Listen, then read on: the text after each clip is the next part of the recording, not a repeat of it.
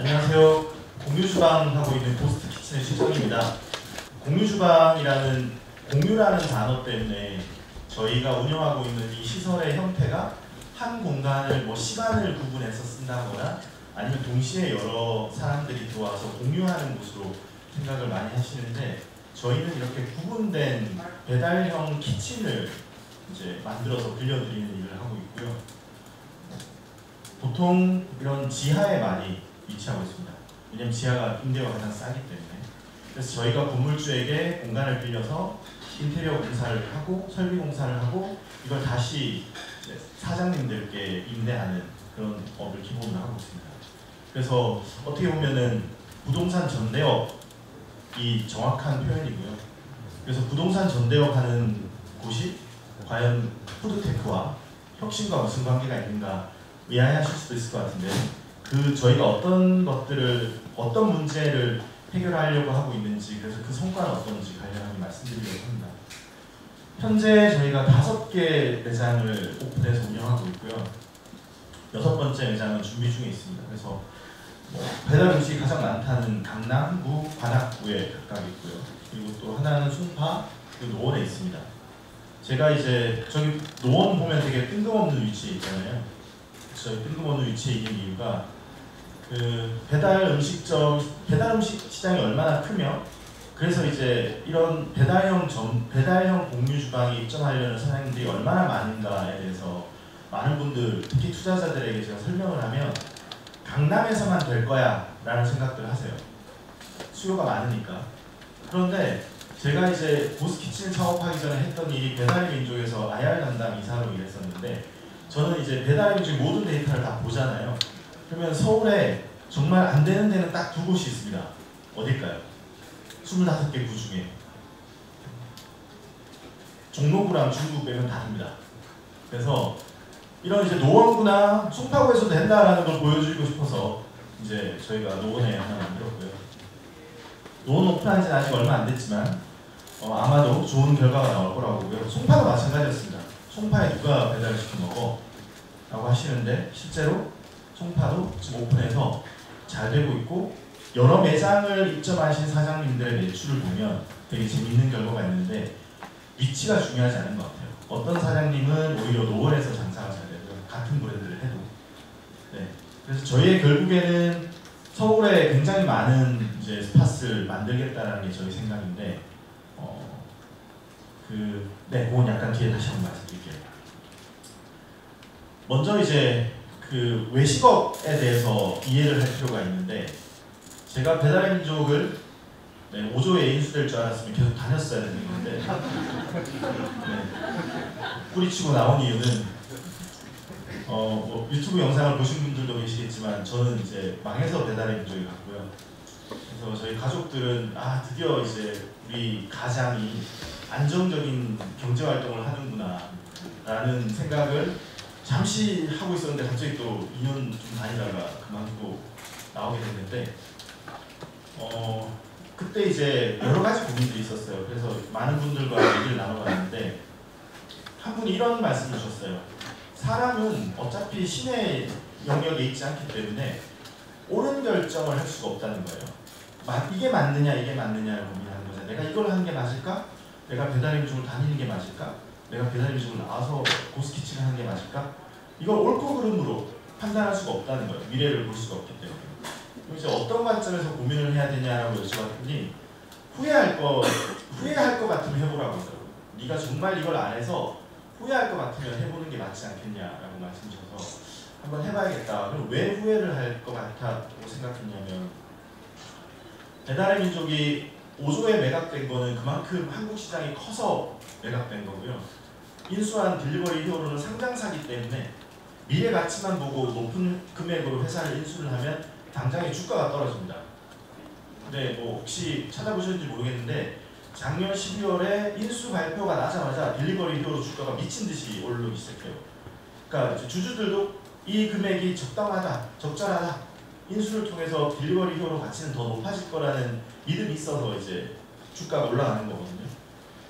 근데 이렇게 큰 시장에서 제가 봤던 문제는 뭐냐면, 영업하는 식당을 가봤을 때 너무나도 구시대적인 방법으로 주먹국으로 운영하고 있다는 거예요. 그래서 누군가가 이 부분을 혁신하지 않으면 굉장히 버겁겠구나라는 생각을 했었습니다. 그래서 제가 나오기 직전에는 배민키친이라는 일종의 지금 저희가 하는 공유주방과 유사한 형태를 한번 해봤던 거고요.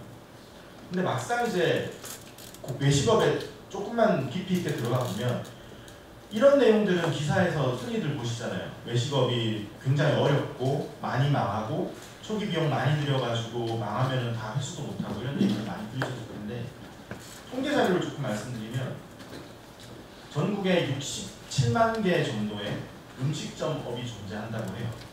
그리고 이들의 생존율은 매년 27.7%의 새로운 매장이 생기고 사업자가 생기고 23.5%는 사업을 접습니다. 폐업을 합니다.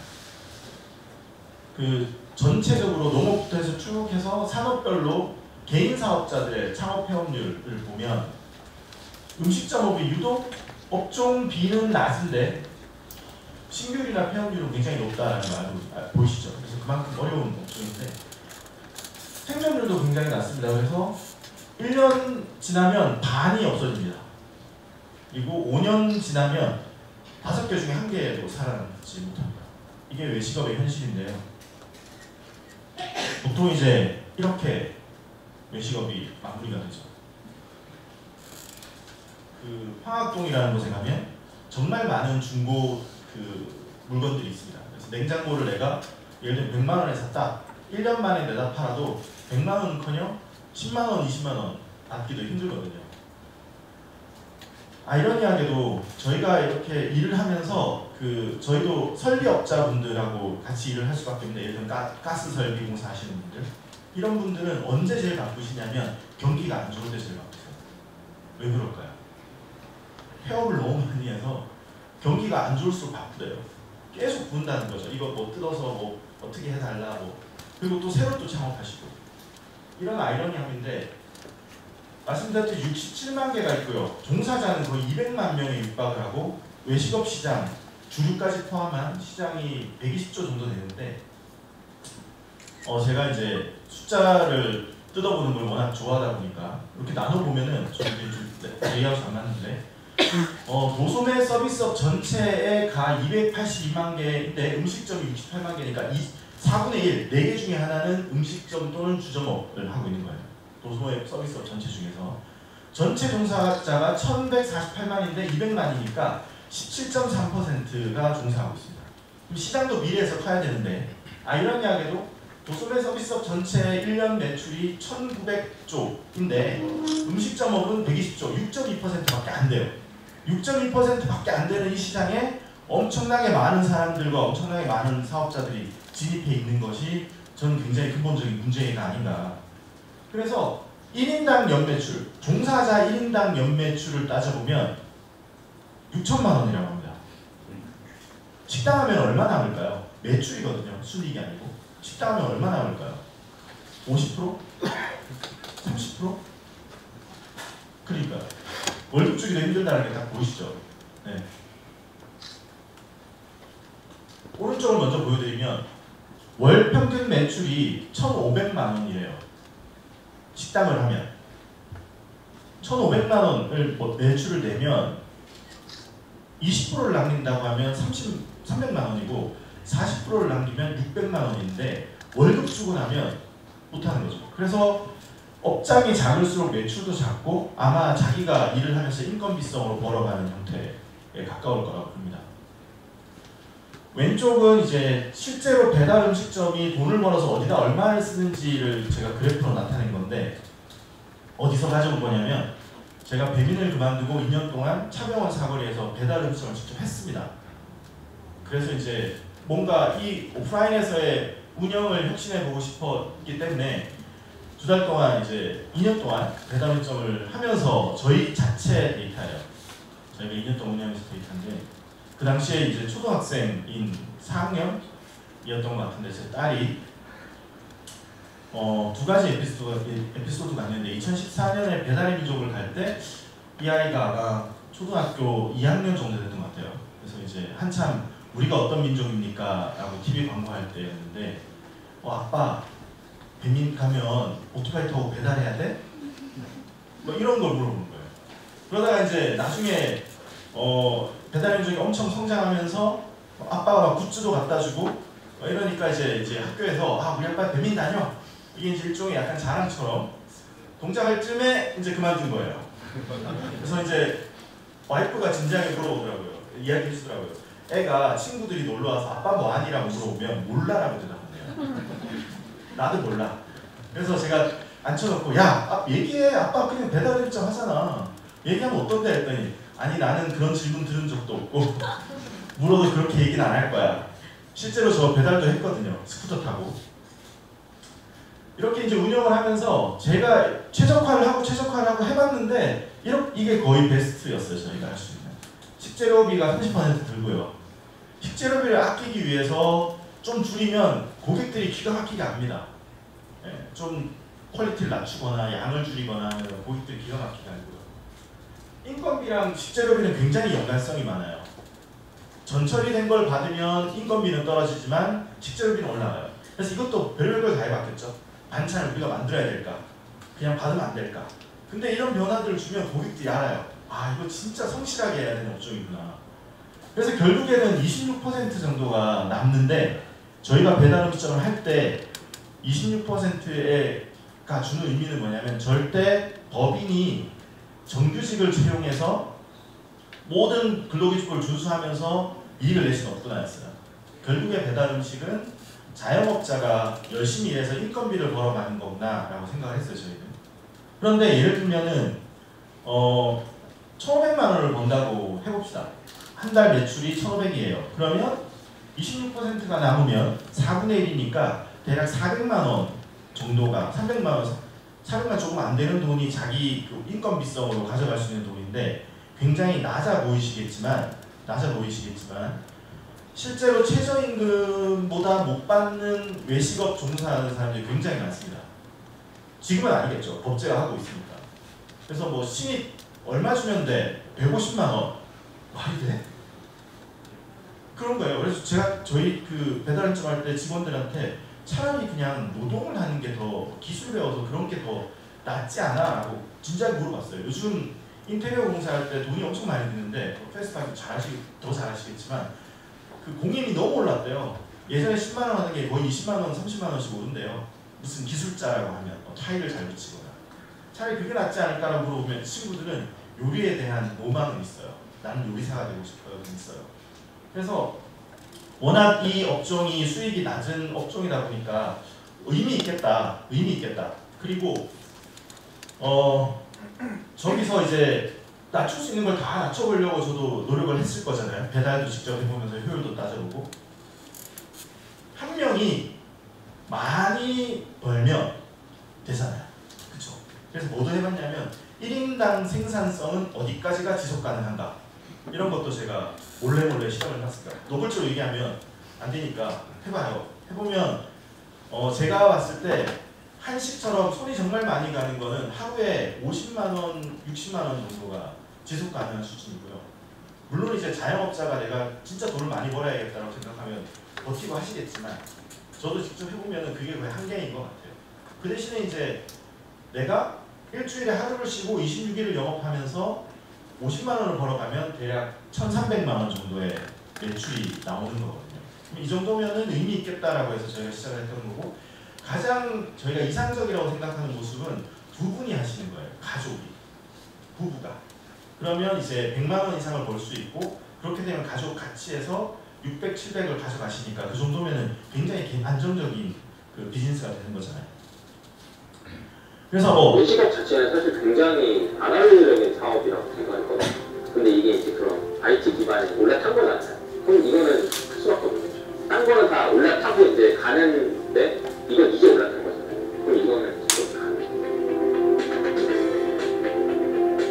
되게 길어서. 저는 티터스버거 브랜드 매니저를 맡고 있는 조민성이라고 합니다.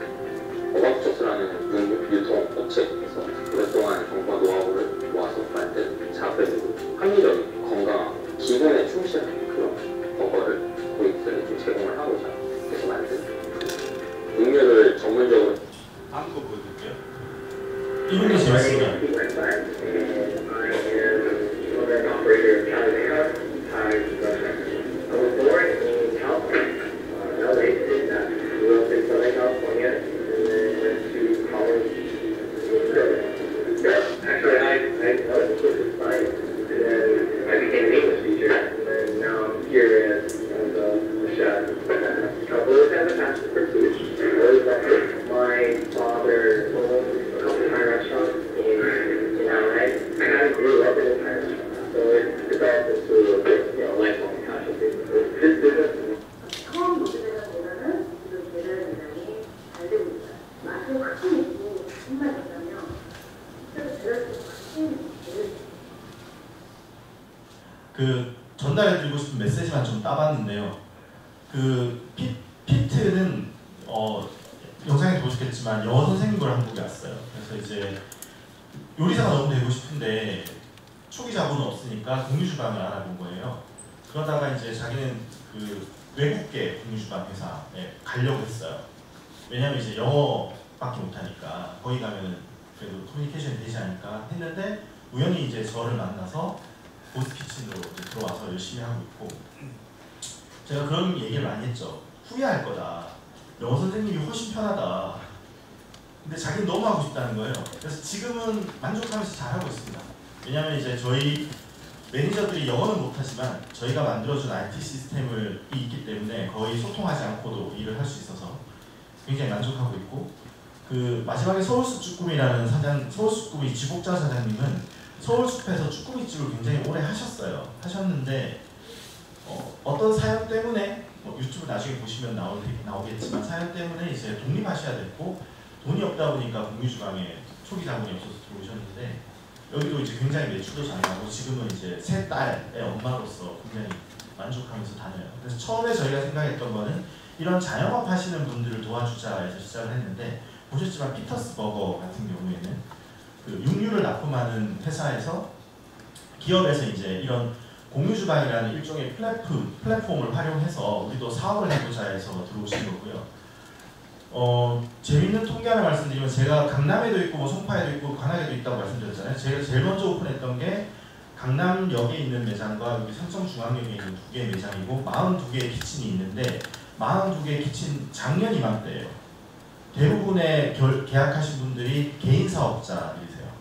근데 송파를 올 초에 열고 코로나가 터졌죠. 송파는 대부분 법인 사업자예요. 그래서 이게 되게 재밌더라고요.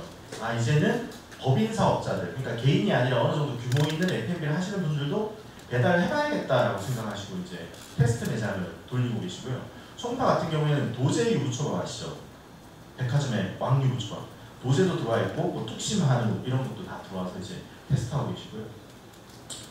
저희가 이제 하고 있는 일은 전대업이 기본인데 처음에 이런 생각을 했었어요. 아, 우리가 이걸 전대해서 과연 영업이익을 낼 수 있을까? 라는 고민인 거예요. 공유 오피스랑은 좀 많이 다르다고 생각해요. 왜냐하면 이분들은 정말 그 영세하신 분들, 그리고 여기가 오피스, 같은 일터이긴 한데 일터면서 동시에 공장이거든요. 그래서 당연히 내가 공장을 알아볼 때 직접 하는 게 맞을까? 아니면 월세를 좀 더 많이 내는 게 맞을까? 이런 거 고민하실 수밖에 없고, 그래서 저희는 이제 전대업으로는 돈을 벌 수 없다, 그러니까 이익을 낼 수 없다라는 걸 기본 깔고 가고 있습니다. 도대체 그럼 왜 하느냐? 인프라를 만들어 가고 있는 건데요. 처음에 제가 지도 보여드렸었죠. 지도에 강남에 보면, 강남 쪽에, 한강 이남에 보면은 그 5개의 매장이 얼추 비슷하게 연결되어 있잖아요. 그 매장 사이의 거리가 지금은 뭐 각 한 4km 내외예요. 길면 한 5km 정도까지 되는데, 그 올리브영에서 주문하면 3시간 안에 배달해 줍니다를 하고 있죠. 3시간인가요? 2시간인가요? 그 서울에 있는 올리브영 매장 몇 군데가 이걸 커버하고 있냐면 50개 조금 넘습니다. 그 정도만 되면 3시간 배송을 커버할 수 있어요. 그런데 배달이라는 게 뭐 이런 거는 이제 일단 보여드리고, 저희가 하고 있는 혁신이 뭐냐면, 그 배달원, 잠시만 설문조사 해보겠습니다. 쿠팡이츠로 갈아탔다 최근에. 이유가 뭘까요? 맞아요. 엄청 빨리 와요. 이건 쿠팡만 할 수 있어요. 저희 배민이 친정인데 되게 안타까워요. 왜 쿠팡만 할 수 있는지 아세요?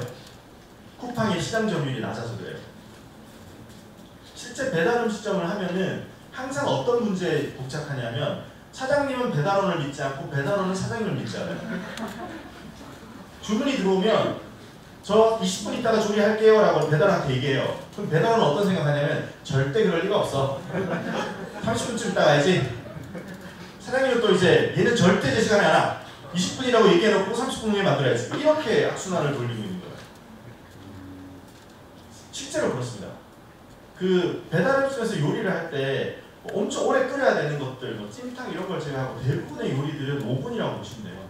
미리 프랩을 다 해주기 때문에. 미리 프랩해서 주문 들어오면 막 시작하는 거라서 5분 길면 10분이에요. 그런데 왜 이 음식은 도대체 40분 만에 50분 만에 오냐면 이런 불신의 늪에 이제 빠져 있는 거예요. 제가. 이걸 쿠팡이 해결했어요. 어떻게 해결했냐면 말씀드렸듯이 시장 점유율이 낮아서 가능한데 내가 음식점 사장님이에요. 대부분의 주문은 배민에서 들어와요. 막 미친듯이 피크타임이 10개가 들어왔어요. 그런데 갑자기 쿠팡 주문이 한 2개가 딱 들어왔는데 뭐라고 얘기했냐면 10분 후에 만들어! 이렇게 얘기하는 거예요. 만들 수 있어요. 이거 다 밀고 그 먼저 만들면 되거든요. 그러면 이러면 쿠팡은 뭘 주냐? 인센티브를 줘요. 조리 시간을 쿠팡이 알려줘요. 이거 10분 후에 만들어주세요.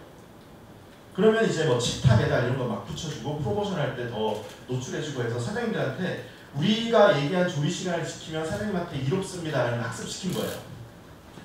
그럼 이제 라이더가 그 시간을 지켜줘야 되잖아요. 지금 라이더들한테 어마어마한 돈을 써요. 내일도 비가 올지도 모르겠는데 비가 거의 확실하게 온다. 예보가. 그리고 거의 하루 종일 온다 그러면 쿠팡은 뭐를 제안하냐면 라이더들한테 한 건당 15,000원씩 준다 뭐 이렇게 얘기해요. 여러분들 시간당 시급 생각해보면 굉장히 높은 금액이에요.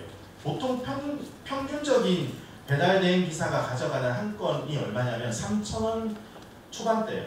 물론 이제 사장님은 4,000원 정도를 내지만 중간에 뭐 끼어있는 여러 이해관계자들이 이걸 막 가져가고 라이더들한테는 3,300원에서 왔다 갔다 할 거예요. 그런데 15,000원 준다 그러면 글로 가겠습니까? 안 가겠습니까? 그래서 이걸 딱 맞춰놓은 거예요. 그러다 보니까 주문하면 진짜 30분 만에 와요.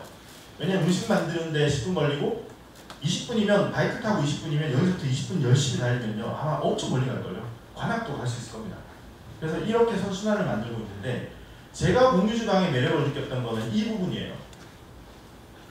이제 나오기 직전, 퇴사하기 직전에 배민 라이더스라는 걸 시작을 했는데 서비스가 일단 엉망이에요. 저는 죽어도 안 시키고 싶어요. 그리고 배민 키친을 열었는데 배민 라이더스를 하라고 해서 했는데 엄청 스트레스 받는 거예요. 피자집 사장님은 왜 배달을 안 가가지고 말이야. 디노스라는 이태원의 맛집이었는데 그래서 나갔어요. 한 달 만에. 너네 때문에 우리 이태원 브랜드까지 영향을 많이 미친다 그래서 나갔어요. 이거 어떻게 해결할 거야? 배달이 어려운 이유가 100% 온디맨드인데 물류는 항상 이제 지금 검증된 솔루션이 있어요. 허브 앤 스포크라 그래서 택배 보내면 손장 보면은 별별 군데 다 갔다 오잖아요. 여기서 이렇게 보내면 될 것 같은데 막 저 밑에 갔다가 막 여기 갔다 여기 갔다 와요. 그런데 이게 제일 싸대요. 페덱스가 처음에 그렇게 했다고 알고 있는데 중간에 모아서 허브를 만들고 다시 분산시키고 스포크하고 다시 허브 스포크 이렇게 해야 되는데 배달은 안 돼요. 그쵸? 음식 나오자마자 자 강남에서 나온 역삼동에서 나온 음식은 자 일단 역삼동 여기다 다 모아. 라이더들 여기만 갖다 주는 거예요. 그런 다음에 라이더들 여기서 픽업해서 다시 간다? 이거 쉽지가 않은 거예요. 그래서 결국에는 어떻게 하면 되냐면 식당들이 모여 있으면 돼요. 그쵸? 그래서 저희 공유주방은 배달기사들이 가장 선호하는 매장입니다. 오면은 주문이 너무 많기 때문에 조금만 똑똑하면 당장에 몇 개씩을 한 번에 들고 갈 수 있는 매력이 있는 거죠. 그래서 저희는 이제 해결하려는 문제가 사실 이 물류예요, 물류. 그래서 공유주방을 여러 개 두면 이 물류 효율이 나서 뭔가 새로운 가치를 줄 수 있다, 고객들에게. 예를 들면 술 담아가고 있는 서브스크립션. 여러분들 최근에 배달민족이 4월에 수수료 정책으로 바꾸면서 선한 주문 뭐 이런 취지로 전화로 주문합시다 이런 운동이 있었잖아요. 전화로 주문해서 고객들이 이런 얘기를 하셨대요. 내가 전화로 주문했는데 배달비는 왜 받아요? 사장님들은 그 고객이 내는 1,000원, 2,000원보다 훨씬 많은 돈을 사실은 배달대행사에 내고 있어요. 적어도 4,000원, 많게는 5, 6,000원까지. 이 부담은 계속 있는 거거든요. 이걸 낮추면 일단 고객 입장에서 좋은 거잖아요. 그래서 저희는 그 물류 실업을 하고 있는 게 하나의 큰 실험이고요. 그래서 2만원 서브스크립션 하시면 한 달 동안 몇 번까지는 배달 접시 드립니다. 이런 것도 해볼 수 있겠죠. 그래서 이제 저희는 이제 물류 문제를 해결하고 있다고 해결하고 있고요. 그러면 물류 문제를 어떻게 해결하고 있느냐? 저희는 이제 IT 데이터 회사인데 저희 회사의 이제 기사를 찾아보시면 발가락이라는 얘기가 계속 나와요. 그 발가락이 뭐냐면 이제 사장님들이 실제로 그 음식점을 운영하기 위해서 필요한 IT 솔루션을 저희가 만들어서 제공하고 있는데 그걸 발가락이라고 불러요. 우리 저희 CTO가 왜 발가락이라고 했냐면 제가 배달 음식 하는 걸 보고 놀러 와서는 주문받는 게 일이라는 걸 안 거예요. 정직원 1명이 알바생 2명이 주문만 받아요. 한 달에 한 1억 정도 매출이 나오면 많이 나올 때 주말에 그 점심 저녁만에 한 500개씩 주문 나오거든요. 점심 저녁 장사만 해도. 주문을 미친듯이 막 클릭하고 오더 넣고 막 이런 일을 해야 되는데 사실 이거 IT 시스템이랑 굉장히 쉽게 할 수 있잖아요. 그래서 저희가 만든 게 발가락입니다. 내가 발로 하는 게 아니라 발가락으로도 하게 해줄게. 뭐 이런 취지로 이제 만들어서 실제 사장님들이 그 키트가 일을 할 수 있는 이유가 뭐냐면 저희 사장님들께 아이패드 하나를 드려요. 아이패드에 저희가 만든 이제 앱이 설치되어 있는데 어떤 플랫폼에서 주문이 오더라도 다 이 아이패드의 하나의 화면에 표시가 됩니다. 그리고 배달원을 부르거나 하는 일들을 직접 하실 필요가 없어요. 저희가 다 매니지 서비스를 제공하고 있고 저희가 이걸 하는 이유는 욕 엄청 많이 먹어요. 저희 사장님들한테. 특히 비 오면 왜 이렇게 배달 안 가냐. 그러면 이제 저희는 정중하게 사장님 직접 하세요라고 얘기하면 그래도 해줘 이런 직접 하면 힘들 거 아니까. 근데 왜 이렇게 힘든 일을 굳이 하고 있냐면 일단은 모든 데이터를 다 모아야지만 물류로서의 혁신을 일으킬 수 있기 때문에 저희는 IT를 엄청 열심히 만들고 있습니다. 그리고 검색창에 검색창이 아니라 주소창에 테이크아웃 한글로 takeout.com 치시면 저희가 손가락이라고 부르는 또 웹사이트가 뜨는데 요거는 테이크아웃 할 수 있는 저희 매장에서만 테이크아웃 할 수 있는 웹입니다. 이건 어떻게 가져갈 거냐면 여러분들 그 음식 중에서 1인분이 많을까요? 1인분이 아닌 2, 3인분이 더 많을까요? 식당 기준에서 주문이 맞습니다. 네. 1인분을 프로모션을 엄청 많이 하면 예를 들면 배달비를 싸게 하거나 최저주문금을 낮추거나 하면은 거의 40%까지 올라오는 걸 제가 봤는데 그냥 가만히 내비두면 최저주문금액이나 배달비 때문에 2, 3인분 주문이 훨씬 많아요. 그런데 두 사람 이상 모여서 먹을 때 항상 의견이 일치할 리는 없잖아요. 누구는 짜장면 먹고 싶은데 누구는 굳이 돈가스를 먹고 싶어요. 그렇다고 해서 야식집에 이런 모든 걸 다 제공하는 야식집을 시키긴 싫고 이 상황에서 이제 제공할 수 있는 메리트가 저희는 있는 거예요. 왜냐하면 한 곳에 주방이 27개 많게는 있으니까 선택지가 엄청 다양하죠. 근데 이 다양한 주문을 하기 위해서 그 배달의 민족에서는 안 돼요. 왜냐하면 배달의 민족은 27개 매장을 다 다른 매장이라고 인식을 해서 광고하고 있기 때문에 합주문을 하지 못해요. 근데 저희 이제 이 손가락을 이렇게 그 다음 스텝은 합주문을 하게끔 하는 게 그 다음 스텝인데 이걸 해결하기 위해서 저희가 지금 매진하고 있는 숙제는 뭐냐면 사장님과 라이더 간의 신뢰 확보. 사장님 이 시간까지 만드셔야 됩니다. 라이더는 이 시간까지 옵니다. 이걸 저희는 하고 있고 이게 되면 이제 합주문을 해보려고 해요. 왜냐하면 라이더가 왔는데 2개를 동시에 가져가라고 그러는데 같이 안 나와요. 그럼 왜 내가 이거 한 번만 배달비 받고 가야 돼? 라는 불만이 나올 거잖아요. 그래서 이걸 하고 있고 이걸 위해서 저희는 어떤 방법을 택했냐 라이더를 뽑았어요. 저희 월급 라이더를. 그래서 무조건 가라. 시간 맞춰라. 이걸 조만간 해보려고 하고 있고 그래서 고스트 키친은 현재 하는 비즈니스는 공간을 빌려서 저희가 인테리어를 해서 다시 빌려주는 전대업을 하고 있지만 저희가 가져가는 비전은 뭐냐면 이런 이제 IT 데이터를 이용해서 플랫폼을 만들어 가겠다. 그래서 그 플랫폼을 통해서 음식을 만드는 사장님 그리고 음식을 시키는 고객 그리고 저희 라이더가 다 같이 그 이익을 볼 수 있는 그런 형태로 발전시키는 게 저희의 비전입니다. 네, 여기까지 마치고 Q&A로 넘어가겠습니다. 감사합니다.